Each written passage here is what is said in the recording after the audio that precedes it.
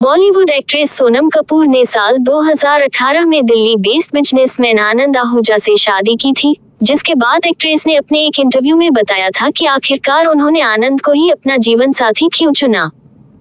इस बात में कोई दो राय नहीं कि सुखी विवाह की राह कभी भी आसान नहीं होती है।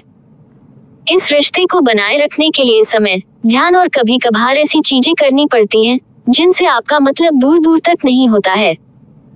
हालांकि ऐसा करने के पीछे एक कारण ये भी है कि आजकल के विवाहित जोड़ों को ऐसी कई चुनौतियों का सामना करना पड़ रहा है जिन्हें पिछली पीढ़ियों को बहुत कम या न के बराबर ही झेलना पड़ा था।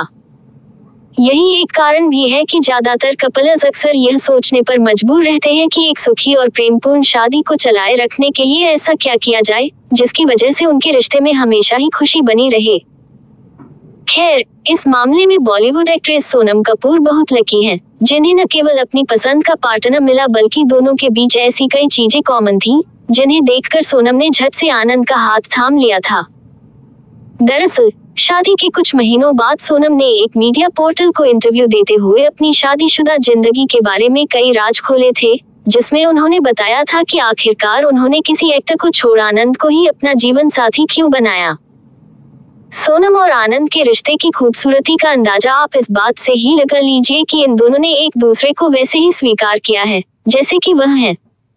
सोनम जहां बिंदास, बेबाक और हंसमुख किस्म की हैं, तो वहीं आनंद का नेचर थोड़ा शांत है। अपने एक इंटरव्यू में इस पर बात करते हुए सोनम ने बताया भी था, आनंद से मिलने के कुछ दिनों बाद उनका मेरे पास रात के 2:30 बजे फेसबुक पर मैसेज और रिक्वेस्ट आई। आनंद ने मुझसे पूछा कि क्या मैं सिंगल हूँ, क्योंकि उनका एक दोस्त भी सिंगल है। ऐसे में देर रात यह मैसेज देखकर मैंने आनंद को हड़का दिया था। मैंने उनसे कहा कि इतनी रात में मैसेज करने का क्या मतलब है? अगर आपका दोस्त इंटरेस्टेड है तो तुम मुझे मैसेज क्यों कर रहे हो? क्या वह मैसेज नहीं कर पा रहा? हालांकि इस झगड़े के बाद ही हम दोनों के बीच दोस्ती हुई। खैर, किसी भी रिश्ते की अच्छी शुरुआत तभी मुमकिन है जब पार्टनर्स एक दूसरे की आदतों को अच्छी तरह से जानते हों। हम मानते हैं कि पति पत्नी दो अलग इंसान हैं। ऐसे में उनकी पर्सनैलिटी से लेकर सोच तक में अंतर होना लाजमी है, लेकिन इस बीच जरूरी यह है कि आप दोनों अपने रिश्ते को मजबूत बनाने के लिए एक दूसरे संग कितना कॉम्प्रोमाइज करते हैं। सोनम ने अपने एक इंटरव्यू में इस बात का भी खुलासा किया था कि वह कब आनंद की तरफ अपना झुकाव महसूस करने लगी थी। अपनी बात को जारी रखते हुए सोनम ने कहा, मैं और आनंद में बातें करने लगे थे, जिसके 2 हफ्ते बाद मैंने उनसे पूछा कि क्या वह अभी भी चाहते हैं कि उनका दोस्त मुझे मैसेज कर ले। इस पर आनंद ने कहा, बिल्कुल नहीं, मुझसे ही बात करो, मैं तुम्हें अपने लिए रखना चाहता हूँ। पति पत्नी के रिश्ते में सम्मान होना बेहद जरूरी है।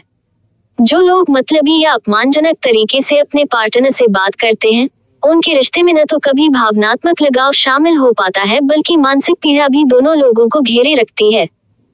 सोनम अब तक आनंद से बात करके जान चुकी थी कि वह वही इंसान है जिसके साथ वह हमेशा खुश रहेंगी। सोनम इस बात को अच्छे से जानती थी कि आनंद फिल्मी बैकग्राउंड से नहीं है, इसलिए उन्हें ज्यादा लोगों से घुलने मिलने की आदत भी नहीं है।